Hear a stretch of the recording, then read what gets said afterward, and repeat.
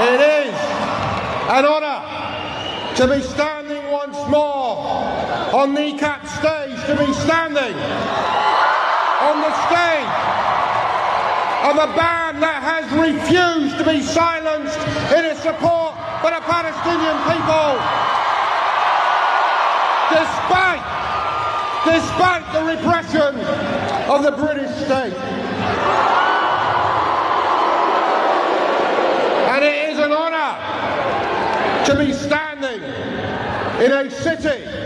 and before a people who have been steadfast in their solidarity for my people, the Palestinian people.